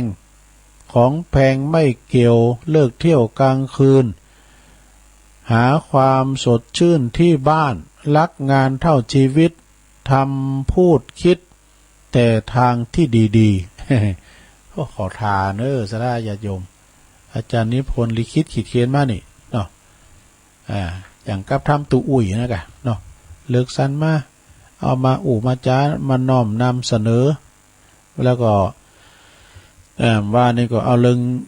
ยิ้มแย้มแจ่มใสยิกยอยัก7 โตอาจารย์นิพนธ์มาแต่งกำดุลในสำเร็จอ่านว่านะได้อย่างงั้นยิ้ม7 โตนี่แม่ครูนงหลักเปิ้นก็เอาไปแต่งเก็บไว้จะดีแล้วนะแม่ครูเด้อ เอาไว้กำนกลืมแห้วเอาก็เอามาวาแถมมากนะเอาข่าวสารเงินบุญหน่อยเนาะสถานเนาะเพิ่นฟังกันหนักกันหลายตุลุงก็ขอประกาศข่าวสารงานบุญบริการประชาชนสักเล็กน้อยก็ไปลืมเนี่ยวันนี้ก็เป็นวันรองสุดท้ายแล้ววันที่5นะเปิ้น2 ถึง 6นี่นะกุมภา64เนี่ยเปิ้นงานออกเมนพระราชทานเพลิงศพเมตตาบารมีธรรมครูบาท่านพระครูวรปัญญานุยุตนี่เนอะถึงวันอ่านผิดมาตลอดปัญญาวรานุยุตสุมาเนอะจืดแต่เปิ้นบอกว่าวรปัญญานุยุตนี่เนอะครูบาปัญญาอดีตเจ้าคณะตำบลเมืองจี อดีตเจ้าวัดเมืองจีโลงเนอะเปิ้นได้ละสังขารไปได้ปีปลายก็ฮะเนาะได้ปี2 ปีแล้วก็เปิ้นก็เปิดศพมาตั้งแต่วันที่2พุกนี้จะเป็นวันบราจัดทานเพลิงศพเด้อปลอดโปร่งดีมีฟ้ามีฝนเนาะไผจะไปโลมงานบุญปล่อยล่อเนาะเสศพครูบาก็ไปเนอะที่วัดเมืองจีเนอะเมืองจีโหลงหิมตางน่ะวัดเพิ่นก็จูหุ่นตั้งโหลงน่ะตุลุงก็เคยไปแวะเวียนไปวันนี้ก็คืนสุดท้ายสนะไปฟังเทศน์ฟังธรรมกันเมื่อค่ำยามคืนสวดพระภิธรรมไปบริจาคไห้หอมปู่จ้าโลไม่เงินโลไม่คำเนาะปู่จ้าผ่าไปตอดฟังสกุลกันฟังเทศน์ฟังธรรมกันวันพุกหรือวันนี้ก็ดีนะก็คือไผจะไปเปิดห้องตาลเนาะโอ้การวางงานศพครูบาเนี่ยห้องต้านนักขนาดลงห้องตาลนักหลายเนอะก็ไปกินแบตตานกันเนอะครูบาปัญญานี่เปิ้นเป็นพระนักอนุรักษ์เหมือนกันนะวรรณกรรมสวดโยโกห้องจากสวดเบิกนี่เปิ้นมีคณะของเปิ้นนะเวลาเปิ้นมีวัดไต่วันเนอะเปิ้นจะร้องหยังก็ดีเปิ้นจะมีสมโพธิอบรมสมโพธิเปิ้นก็จะนำป่าคณะสงฆ์ภิกษุสามเณรไปสวดเบิกอีกแล้วก็เปิ้นก็ลาสังขารไปโดยไหวถือน่ะลืมไปละอันนี้ก็ตั้งแม่ครูลาวันเปิ้นก็ไปพอก้อยดูแลนี่เปิ้นก็ไปเขียนก้อนพองไปประชาสัมพันธ์พองปดโตอาจารย์ภาษาไทยไปพอก้อยดูแลสนองคุณครูบาอาจารย์เนาะไปช่วยกันว่างานศพครูบาเนี่ยมันเป็นงานใหญ่นะก็วันพุกเนอะเป็นวันพระราชทานเพลิงศพแล้วก็เมืองลี่เนอะโอ้ครูบาอาจารย์ไปก่อนละสังขารไปอันนี้เพิ่นจะปิดศพวันที่10ปุ่นงานบำเพ็ญกุศลศพสตมวาน 2-10 กุมภาพันธ์ 64เนอะงานบำเพ็ญกุศลศพของหลวงปู่ครูบาพันธ์พรหมเสโนหรือว่าท่านพระครูพินิจสารธรรมนะตีปรึกษาเจ้าคณะอดีตตีปรึกษาเจ้าคณะตำบลอดีตเจ้าอาวาสวัดห้วยพระบาทห้วยต้มนะพระพุทธบาทห้วยต้มครูบาพันธ์ตุลุงก็เอาหูเปิ้นติดที่ฟ้าเหรอฟ้าสถานีนี่นะแต่รับตอนนั้นก็ยกมือไหวเปิ้นมีครูบาทองครูบาเจ้าพรหมมานะแล้วก็ครูบาพันธ์วัดตาจ้างด้วยสนาญาโยมงานต่อไปก็เจิญโลมทำบุญซ่าเขากรรมเนอะซ่าเขากรรมปฏิบัติธรรมของคณะสงฆ์ตำบลวังผางอำเภอเวียงหนองหล่องเปิ้นจะมีขึ้นในระหว่าง6-11 กุมภาเนอะก่อมพุกเหมือนกันเปิ้นจะเขากรรมนะถึงวันที่11วันที่11เป็นวันสุดท้ายเปิ้นจัดต้านสายต้านแตนต้านเมนโดย คืนวันที่10เปิ้นจะมีแข่งบ่ไฟดอกว่ะ คืนวันที่8ก็ท่านพระครูอภิวัฒนวิกรมเปิ้นจะไปแสดงธรรมเนอะที่ป่าจ้าบ้านดุงโลงเนอะป่าจ้าป่ากำสุสานโสสาธุดงควัตตีป่าจ้าบ้านดุงโลงนะอาจารย์ท่านพระครูสุตตกัลยาณกิจแล้วก็ตลอดถึงครูบาอาจารย์ในตำบลวังผางเปิ้นก็จะมีกิจกรรมเนาะอันนี้ก็ประหลงสมบัติไววางเปิ้นฝากประกาศมานิมนต์ด้วยแล้วก็เอิ่นพระตังพี่น้องตังเมืองปานเนาะศรัทธา ท่านพระครูอภิวัฒนวิกรมนี่เปิ้นก็ตั้งเจตนาว่าจะไปเยี่ยมเยินพี่น้องตังเมืองปานองค์เฮนบ้านทุ่งโป่งนี่ดอกตำบลเมืองปานอำเภอเมืองปานจังหวัดลำปางไปหือกำลังใจเยี่ยมเป็นกำลังใจกับท่านพระอาจารย์สมชาตินะเปิ้นเที่ยวเป็นปันกิโลซะนะไปปุ่นเมืองจังหวัดชัยยาเหมือนกันเนาะแล้วเปิ้นมาปิกกับโตเปิ้นนอนป่าแหวป่าจ้าจะออกกรรมวันที่19ซะนะแล้วเฮาก็จะไปกันวันที่19อ่ะอาจารย์เปิ้นว่าวันที่19พระจะไปก็ไปปิกก็ได้นะเปิ้นก็จะมีกิจกรรมเปิ้นจะทำบุญทักษิณาเนี่ยอาจารย์สมชาติว่าเปิ้นไปเดินทางจะถึงพุกละวันพุกละจะถึงแล้วลุงเปิ้นตายตั้งหลังว่ะเนาะเปิ้นจะทำบุญ6เกินก็6ดวงวิญญาณเนี่ยก็เนาะทำบุญอุทิศไปให้กับผ ผู้ที่มีอุปการะคุณฉะนั้นก็มีกิจกรรมเนอะไปจะไปกินไปตาไปลมบุญกุศลตีโฮงเฮนทุ่งโป่งเนาะคืนสีขาวเขาก็ไปอันนี้ก็ตังอาจารย์เปิ้นก็ฝากประกาศมาด้วย วันนี้มันไข่อะละนะดังกดแตนนะสดามันไข่ไหลหรอในเมื่อว่ามันไข่ไหลเดี๋ยวตุลุงก็จะเปิดสายแล้วเนาะสดาจบรายการตุลุงก็จะไปเปิดประตูศาลาแล้วก็เปิดฟืนเปิดไฟกันต่อไปนะตอนนี้จะเปิดสายละได้เวลาสมสมัยให้จะโทรมาก็โทรมาที่เบอร์0899556506โทรกันเข้ามาเจริญปอนเจ้าไอ้สาเจ้าแม่น้อยเจ้าอันนี้ก่อนคิดใหม่ๆสดๆที่มุงตายมาอยู่ในเจ้าเนาะวันนี้วันสิ้นปีน้องทั้งหลายจักไปอยู่ได้ไปวัดของเจ้าทักท่าบอกไปอินดูสู่เจ้าเน้นใดหนึ่งเข่าพอคิดวินัยประตูวัดเปิดจักไปเตียวกายโจรกันไปเขาวัดของเจ้าดิ้นนอกว่าซาเอาอ่านเจ้าไปละวัดเจ้าอินดูลูกเนนอาหารชั้นเจ้าอาหารชั้นเพนตุเจ้าลูกเนนบ่มีชั้นเจ้าเทวัดบันดอนตึงหนุ่มตึงเฒ่าเต็มมีหานเจ้าเหมือนเดิมผู้เฮาเจ้าพุทธช่วยกันส่งเสริมช่วยต่อช่วยเติมไปละวัดเจ้ากำยองวันละกำนะเจ้าวันนี้กำว่าเที่ยวกายนะเจ้าเนาะภาษาไทยแปลว่าเดินผ่านเจ้าตะกี้ตุลุงวันหนองนะเจ้านะน้องนะเจ้าภาษาไทยแปลว่าน่วงทวงนะเจ้าไว้สาเจ้าสาธุขอบคุณแม่หน่อยสายต่อไปแม่โบพัดแม่โบกี้เจ้าโอ้050แม่โบกี้เจ้าลูกนึงเขาจะไปวาดเจ้าอันแม่โบกี้ก็อยู่คงเป้าเนี่ยเนาะเจ้าได้แสนเนอะเป็นกำลังใจเนอะขอบคุณแม่โบกี้หลายๆเนอะสาธุแม่นะวันนี้เป็นวันศีลไปวัดไปวากันเนาะแม่โบคลี่พี่น้องคงเป่าแม่เหลวแม่โนนเขาน้องตายเขาเนาะหลายเจริญปอนติดแล้วติดแล้วที่นอนนะโอ้ไม่ดีกะสิเป็นวัดเหรอนั่นกะเฮานี่ดังเต้นนะวันนี้ดังเต้นเฮ้ยว่านั่นนะฮั่นเป็นวัดว่าหั่นเป็นวัดอย่างนู้นมันดังนางมึนมันดังเต้นเด้ลูกเจ้ามันดีจังว่าละพายก็ดีสร้างหน่อยดีอ่ะฟังเจ้าแล้วเนาะวันนี้ไปวัดอยู่เนาะชัดเจนดีไปวัดไกลบ่ได้ขึ้นรถหรอกได้ขึ้นรถไปเนาะจูติดกันคนหลายก้องคนหลายก้องนะมันก็อยู่ติดวัดน่ะอย่างกับยายพรนะกะยิ้มกำแป้ง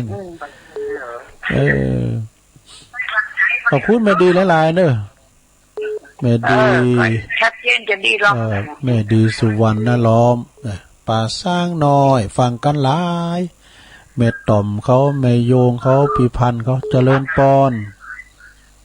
ไว้สาธุลุงน้องเบลเนาะครับเดี๋ยวไปกาดแล้วเนอะอันนี้ฟังทะลุงเป็นเจ้าแล้วเนอะ43ละ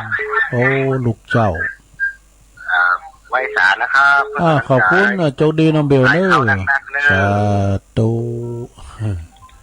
น้องเบลนักข่าวเจริญปอนกับไว้สาครับดูลุงโอ้ปอน้อยบุญปันมาแล้วพี่น้องฟังไปวัดคือเป็นนักบาตรไปตลาดคือเป็นพวกตามีปากเป็นเอกเป็นลิ้นเป็นโทสิเสกมนต์ให้คนฟังว่ะได้กันเข้าทาดีขอบคุณครับสวัสดีครับขอโทษครับโชคดีครับเสาหินเนาะขอบคุณปอน้อยนักเด้อ กลับไหว้สาบารมีคนโง่ถึง2 คนเลยเลยครับ ได้กันได้ ครับผมโอ้ถ้ามันมีคนโง่2 คนที่มันมีวันนี้ โอ้มีแหละปวดตัวเขาไปจบปริญญามันได้ครับผมกลับไหว้สาเจ้าลุงเนอะเป็นกำลังใจให้ตัวเอง ขอบคุณที่เปิ่นฟังกันแล้วก็ขอบคุณพระครูชัยทองขันจากน้องผ่าขาวด้วยเจริญปอนกำลังจากเจ้าทุลุ โอ้ ง แม่สายทอง เจ้าตีสามอ่ะลูกวันนี้วันพระเนาะวันนี้ไปกราบไปวัดนะลงไปนี่ตะกี้พ่อน้อยกะพ่อน้อยบุญปันขอเติมมันก่อนนี้หน่อยเด้อขออนุญาตเจ้าปนชายเข้าปึกหญิงเข้าสารโบราณว่าน้ำพึ่งเรือเสือพึ่งป่าอัธไสยเราก็จิตคิดดูเล่าเขาก็ใจรักกันไว้ดีกับสั่งระวังการอย่าดูหมิ่นบุญกรรมว่าทำน้อยน้ำหยดย้อยเท่าใดได้หนักหนาอย่านอนเปล่าเอากระจกยกออกมาส่องดูหน้าเสียทีหนึ่งแล้วจึงนอนปากเป็นเอกเลขเป็นโทโบราณว่าหนังสือตีมีปัญญาไม่เสียหายนะเจ้าสมพระเจ้ากำลังใจจุลุงนะเจ้ากับไหว้สาเจ้าขอบคุณแม่สายทองธัญแก้วตัวแทนพี่น้องหอยการเนาะเจริญปอนเจ้ากับไหว้สาเจ้าจุลุงแม่สุกแก้วศิลพรสิทธิยาเนอฟังจุลุงแล้วมาเจ้าแล้วนะเจ้าติดตามตลอดนะจุลุงแม่สุกแก้วเนาะฟังท่านเจ้าแล้วเนาะขอบคุณแม่เจ้าติดตามตลอดเลยเจ้าทุลุงได้ครับไหว้สาเจ้าสาธุเจ้ายินดีกับแม่สุกแก้วเนอะแม่สุกแก้วแม่สุกแก้วศรีลาพรตัวแทนพี่น้องตังสาลิติเนาะเจริญไหว้สาครับครับกราบนมัสการครับท่านเจ้าครับวันนี้บทสรุปหลายอย่างหลายอันเนาะ อย่างที่1ไม่น้อยการนัดเขาปูดังขึ้นทำน้อยที่ในโทรศัพท์อย่างที่2ที่พ่อน้อยกับแม่คูณเกกะที่เป็นอู้กันมานั่นน่ะเขาว่าจาระสำคัญที่สุดห้ามพูดสอดเสียดห้ามพูดคำหยาบห้ามอู้เพื่อเจอถ้าดูเจ้าอู้เพื่อเจอผมดีเนาะแต่พอให้พอดีได้อยู่คำหยาบภาษาไทยก็ดูมันอยากฟังคำสอดเสียดเนี่ยอยู่ไปสอดเสียดสีคนอื่นจิตใจเขาก็บางบเป็นเรื่องเนาะสลุงพยายามอย่างเงี้ยเนอะอย่างที่ผมปิไปหรือผมอู้ตั้งหลังไว้นะเขาหักกันเนอะสลุงไปเป็นยังก่อนจีคุมศัพท์เหมือนกับเขาอู้กันธรรมดาเพราะสลุงในมันพื้นอยู่แล้วเขาเข้าใจกันเนาะสลุงพยายามว่าอย่างเก็บบอกว่าจะเป็นคำข่าวคำเกลือก็ดีที่มาเสริมคำข่าวในของทางอาจารย์นิพนธ์ต่างๆนานาของผมก็อ่านคำไฟแดงก็ดีเนาะคือท่านฟังอันสถานมือเพิ่งฟังอยู่ทุกคนทุกเจ้าฟังอยู่เอามาเสริมเก็บได้เป็นคติธรรมทั้งนั้นเลยแม่เนาะเขาพอละครกันเหมือนกันไม่ได้มาฆ่ากันมันทำกรรมเว้นหน่อยจะไปปวดปลาไหลน้ำไหลตรงหน้าตายทั้งหมดตรงโขนกรรมมันมีอย่างนั้น5 คนรถจนตายกับกรรมเขามาด้วยกันเขาจะต้องตายด้วยกันนั่นแหละเนาะมันมีเหตุมีผลมันมีที่มาที่ไปกรรมเหมือนกันเอาคิดดูเถอะการอู้ไฟก็เพราะเพ่งคนชวนฟังเนี่ยโดยเฉพาะอย่างยิ่งภาษาอนุรักษ์ไว้เนี่ยดีที่สุดครับลุงผมขอชมว่าวันนี้ทุกอย่างเรียบร้อยราบรื่นทั้งคำบรรยายธรรมะ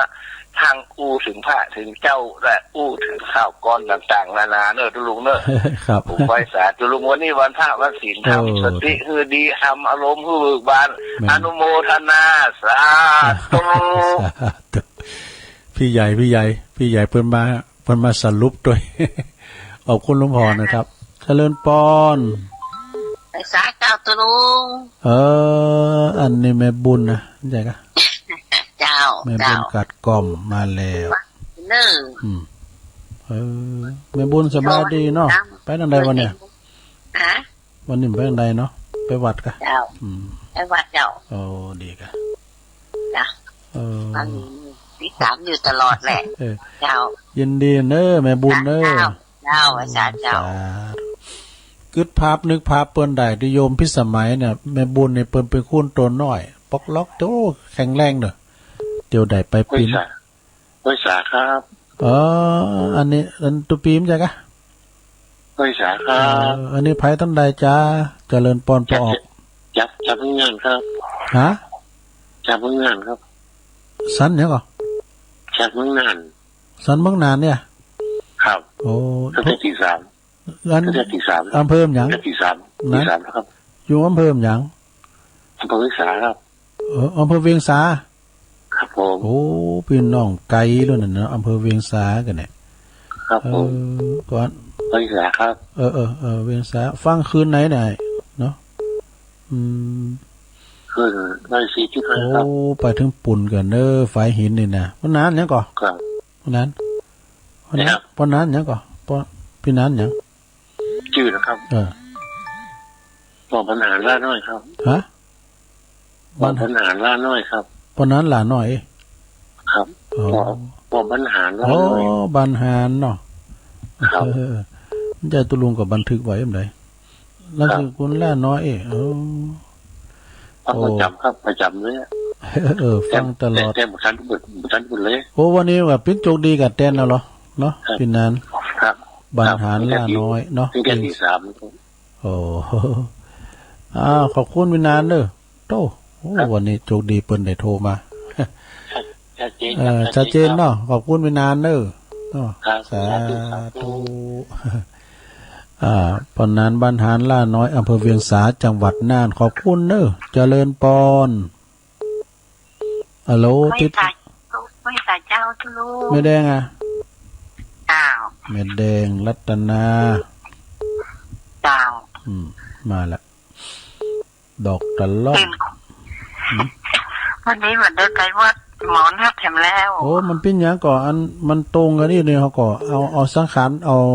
อันนี่ไปก่อนเอาสุขภาพไปก่อนเนาะมันตรงกันด้วย สุขภาพไว้ก่อนเนาะ นั่นเนาะ เจ้า อันกาดก็ไม่ได้ไปเนาะเอาขอบคุณเลยแม่แดงด้วย เจ้า แดงรัตนา เจ้า มาขายสลับเปานั่นเราเดิมเดินนะเปิดแปลงสลับเปาจัดลำแหละ เจริญปอน เจ้ากับไอ้สาเจ้าทุลุง โอ้อันนี้แม่สายพินดูต้นตำรับเลยนี่นะ จะบอกเลยกำติดีๆทุลุงหมาไปก่อนอันเจ้ากับรหัสเตือนแม่ตอนที่ว่าอันทุลุงว่าเดือน3 น้ำ 4นะเจ้าอ๋อแม่น่ะเดือน3 น้ำ 4เจ้าตั้งก่อนนั่นได้ยินสักคำมาเจ้ารับสะดุ้งตึงทุลุงว่าจะนี่จะได้ทู โอ้พออิ่มได้เป็นซอฮัมกับเดียวนะกะ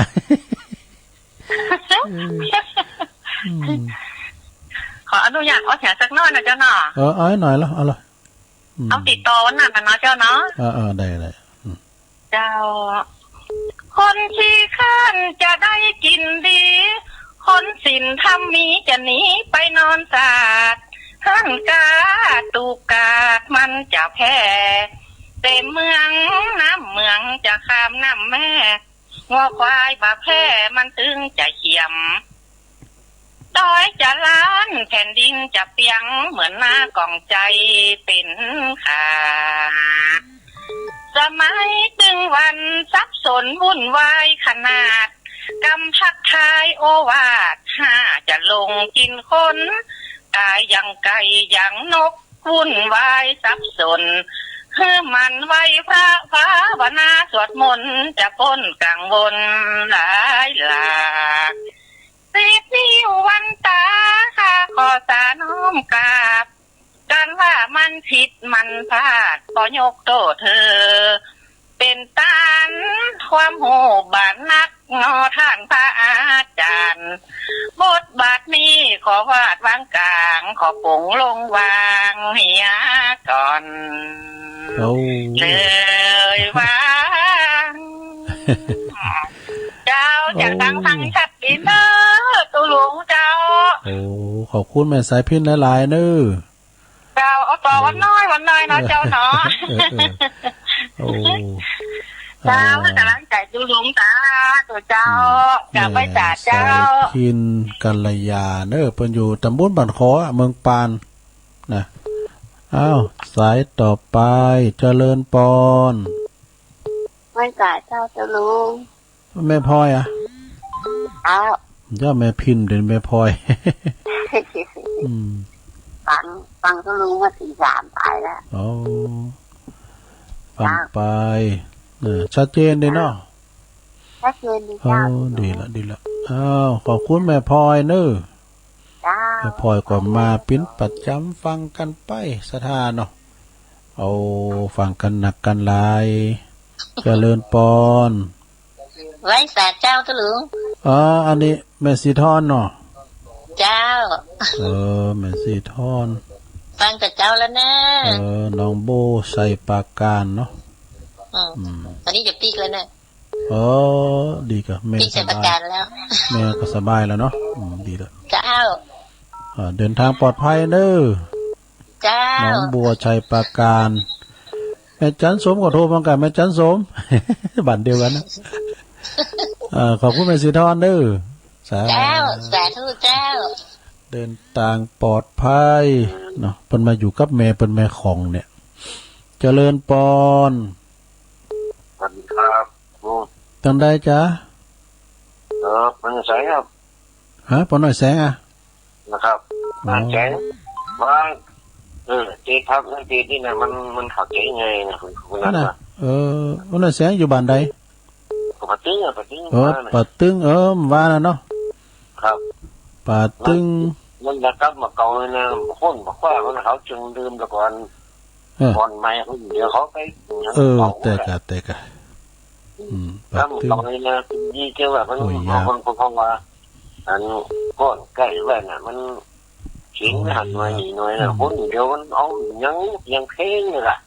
เพ่งตรงนี้อ่ะไม่เนี่ยเดียวน่ะหายเสียบ่ มันก็อย่างเพลงไงกะเพลงเก่ามันเป็นอมตะนะฟังกับมู่เบิบมู่กายเพลงสมัยมันเดี๋ยวนี้พอปงปงลงปงสี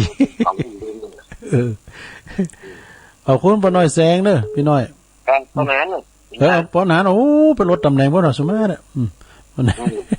ครับบ้านลือหลงฮะเนาะสาธุ เจดีก็100ชุดอะไรนะดีแล้วมันชัดเจนนี่นะคนนั้นแสงนะปาดตึงหอยยาบขอบคุณปอนนั้นฟังกันไปเจริญปอนจะปล่อยสาครับหลวงรู้มีสมณเณรรักปัญโยนันครับวันนี้แม่เรวดีภาค2ต้นซอเหตุกรรมแต่ไม่ทราบพี่นะเรวดีภาค2เลยกันแม่เรวดีภาค2เสียงเหมือนกันเสียงประตึงหม่วนนะเสียงประตึงตลอดกาลนะไปทางใดนี่ได้ยินเสียงครูบาสังฆาเนี่ยมันเลี้ยวใจแท้ๆครับอย่าได้ก็น้องบิวไปกาดก็ได้ปัจจัยนักๆเนอะน้องบิวเนอะแล้วก็ทุกท่านเนอะเนาะยายพรบ่มาเตื้อโยมพรบ่มาเตื้อได้กันหลวงพ่อมานิดมาเลี้ยวหลวงพ่อนิพนธ์ยังไม่มา แล้วก็แถมหลายท่านเนอะแม่สีทอนเดินทางเรือสวัสดิภาพปลอดภัยนะแม่สีทอนเนอะในฐานที่เราสายเลือดสันปะตองเหมือนกันเป็นกำลังใจให้กันแล้วก็ศรัทธาญาติโยมทุกท่านนะครับเนอะกับไว้สาครับบุตรก็เหมือนเดิมเนอะบุตรก็ฟังติดตามฟังพระอาจารย์เน้นหลักแถมบ่าย3 โมงให้บุตรเนาะเจริญปอนไม่เจ้าแม่หลวงโอ้นะเจ้าหลวงโอ้กับลูกเจ้านี่ฟังเพลงกับม่วนล่ะแต่กะฟังเพลงเก่าเพลงเก่าก็โมนมันก่อนนี่ผมเพลงใดว่าถ้าไม่ก็เอาวันแล้วจ้ะหยังสวรรค์ซ้ำแรกก็ออกผมเจ้าก็ออกร้อนสวรรค์ชอหน้าตื่นเถิดซ้ำไว้ดวงใจของพี่นั่นแหละตื่นจ้าถ้าพลังเงียบเขาฟังขวัญเนี่ยขวัญเหลี่ยมไม่ขวัญเดียวนะพลังเงียบแล้วพลังสิงคำพลังอินคำเนาะปั่นปักล่องขอบคุณหลวงโอนเด้อสวรรค์ชาวนาไม่สาดินักร้องเก่าก็หลวงโอนเป็นนักร้องเก่าก็มาแล้วยายพรนมัสการเจ้าฮัลโหลนมัสการเจ้าแม่นแต่ได้ลงตื่นแล้วก็กดตื่นแล้วก็นี่เนาะยายพรยายพรล้อมวัวแดงวันนี้มีหยังหองโอ้ยครับ ดูสิเลยใช่หรือว่า คนนะปีบกันนี่ตื่นเจ้าดูต่างนาฬิกาปลุ๊กไว้กะ เจอได้กินจะเจ้าอันนี้ เปิ้นโต้งหาน่ะพระอาจารย์เน้นหลักเปิ้นโต้งหาหมดน่ะ มานี่นี่หนูนักตัวประมาณเลย วันนี้วันศีลนะไปขอหอหนึ่งบ่เด้อไปปู่เจ้า วัดเมื่อเนี่ย รับดีรับดีน่ะดีแล้วไหม เมื่อวานก็เลยได้รับมันเดือดตาหน้า ก็เป็นบรรยากาศอย่างกับไหว้พักแล้วนี้ย่างกัน รับรับเมื่อวานได้รับมันเดือดตาดี รับนั่นเนาะพักผ่อนสายตา เยอะ แรงเบอร์โทรมาดำเด้อโทรมาแล้วเอากรมาตัวเนี่ยมาเตือนพระเนตรเอาหลักเขานี่นะ ร้านนี่ไม่ได้เนี่ยไม่ได้ทำไง ไม่ได้ทำมาไม่ได้ผลิตนี่ ไม่ได้อยู่นี่ไง เยกานี่ จ่ายละอ่อน คะแนนฟังก็ได้ละโทรมาเด้อฟังฟังถึงวันละ หูแมวง่าเนี่ยคนแก่เนี่ยเดินได้ไหมไปโบกก้างไว้อย่าไปเลิงปูน้ำหวานเลยได้เพราะว่าอันนั้นทำแต่ต่อปัญหาจริงๆว่ายังสมัยนี่แหละดีกว่าเมื่อก็โทรไปพูดกันเนาะวันเสาร์จะใต้วันนี้ได้ตอบได้ก็เอาหือรางวัลนะอะไรสีหูห้าตาแต่อย่าเด้อสีหูห้าตาจำไว้ตายออกถ้าหือรางวัลกันถูกอ่ะถูกมาตอบถูกมาตอบเนอะเอาคิดว่าเอาเป็นกับคิดกันบานเนอะยายพรตะอีกันเนอะสาธุสาธุยายพรเจริญปอนไม่แสบจ้าตุลุงแม่บุญพินเนี่ยค่ะแม่จ่ายจ้าแม่กำนันดูน่ะแม่ใจ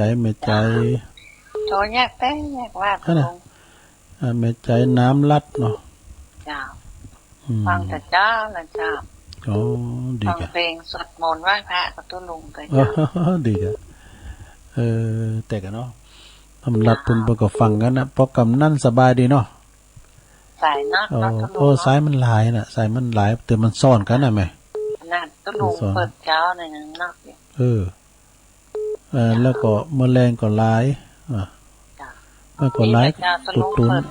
เจ้าเองล่ะเปิดเจ้าอ่ะเป็นยังล่ะเปิ้นกันอู่อ่ะกะเตอตุลุงก็มดเฝ้าอ่ะเนาะมีคำอู่ก็เปิ้นเจอกันอู่ไว้กะตัวลุงหลวงพ่อมานิดพองสามเณรเอาหลักพองอาจารย์นิพนธ์พองมาเสริมให้มั้ยเนาะขอบคุณแม่หลวงใจเน้อสาธุอันนี้แม่ใจบ้านน้ำลัดเด้อนี่ก็หุ้มกินหุ้มตาลบ่ตั้งแม่ลงปั้นปัญญาเขาเนาะลงปั้นเขาตาโจฟังกันอยู่กว่าจะรู้อันนี้ถ้าด้วยครั้งโอ้เมตตาในเนาะ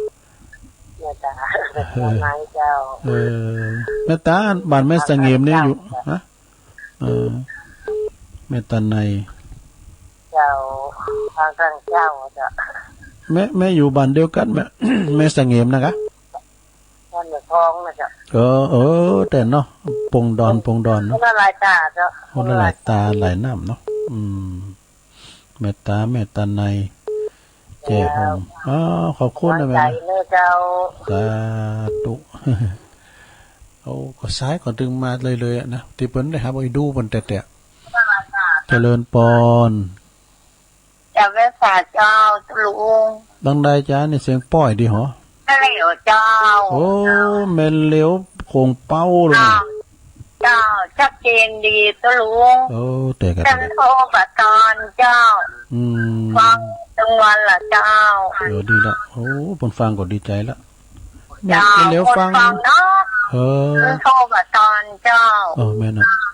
จ้ำสาธุเจ้าก็แม่โบคีก็โทรมาดูแม่โบคีนี่เปิ้นก็มาสายที่2แม่โบคีของเป้าเจริญปอนพระ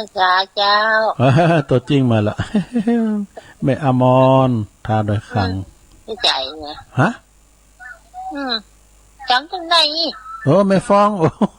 สมมาเทศกันมาเลยได้ แม่ฟองแม่ฟองปงดอนทุกเขาโดดเลยวันนี้วันพระแกงปีใส่ยังก็สามสาค่อยปลาหมอกะลุงหูจักเองหูจักเหรอโอ้เสียดายได้ไปอันนี้บ้านตกลงถ้าได้ไปเอาไปตึงแกงปีเนาะแกงปีใส่อันนี้นะคะใส่ดอกกลางมันล้ำนะทุกลุงล้ำยาวหอยกันเนาะลุงหม่องหอยไม่ฟังจ้าละกะอยู่ฟัง104เนาะเจ้าจนเปลี่ยนไปได้ไกลไปทุกลุงมากจ้ะมาไหนไปตรงโปงเลยอันนี้มันตุลุงก็ยังไม่แน่นอนเด้อนะเอาอาจารย์พระครูเพิ่นว่าแต่เปิ้นเฮาเฝ้าวิทยุก็จะได้ญาติแล้วแต่เปิ้นถ้าว่าเปิ้นให้ไปก็จะไปนี่ก็เนาะสอบเดี๋ยวไปยืมตังค์หลวงพ่อก่อนมันตังค์ที่ตู้ไปสัก400 500เนาะว่าทำบุญกับเปิ้นถ้าคุณลงมาก็ถ้าได้ไปเกี่ยไปเฮืออีกแน่อ๋อดีกะเคยกินนี่ก็เคยกินก็ถ้าลืมไปนะลองมาแฮมบ่กะแกงโน้นแกงใส่ปีแกงใส่แป้งบ่นะลุงบ่กะขอบคุณแม่ฟองหลายๆเด้อแม่ฟองปงดอนแจ่หอมลำปางแม่ตาในเจริญปอนยาวนมัสการเจ้าตัวลุงฤาษีอ่ะรู้จักอ่ะแม่หยังปะบุงสารปีเจ้าปะบุงนี่แม่หยังก่อนน่ะแม่ส่งสีเจ้าแต่แม่ส่งสีเด้ฟังแต่เจ้าแล้วฟังตั้งแต่ตัวลุงเปิดเพลงแล้วเจ้าม่วนดีอ่ะเพลงนี้มันเพลงเก่ามันโมนดีกะเจ้าแม่ส่งสีอยู่ป่าบุ้งนี่เป็นตำบลป่าบุ้งกะเจ้าตำบลป่าบุ้งอำเภอสระปีเนาะเจ้ามันไกลกับอันตำบลอันนั้นเนี่ยก็อันที่แม่บุญโดนเนี่ยก็บ้านเนี่ยแม่บุญโดนนี่อยู่สระปีเหมือนกันนะเปิ้นอยู่บ้านปากก้องเนี่ยไกลอยู่เนาะปากก้องสระปีปากกองสระปีนี่มันอยู่สายตังยังเนิงเนาะที่นั้นก็ไม่ยายหุ่นตั้งนะเจ้าอยู่รอบนอกอยู่รอบนอกเจ้าขอบคุณแม่ส่งสีหลายๆเด้อเจ้านมัสการเจ้าอันนี้เพิ่นก็โทรมาเนาะเอาทำสายหนึ่งบ่เจริญปอนเจ้าทุลุงแม่เพนน่ะเจ้าแม่เพนคนสู้ชีวิตนะเอาให้หน่อยแต่งไฟสว่างกายแต่งธรรมะสว่างใจสว่างใจด้วยแสงไฟสว่างใจด้วยแสงธรรมเจ้าชัดเจนนะทุลุงเด้อยินดีเด้อเดี๋ยวจะวันนึงเรียนนอกจะออกอ่ะแรงบึกอ่ะตอนบ่าย 3 โมงบุญด้อยนี่กะจะสาธุ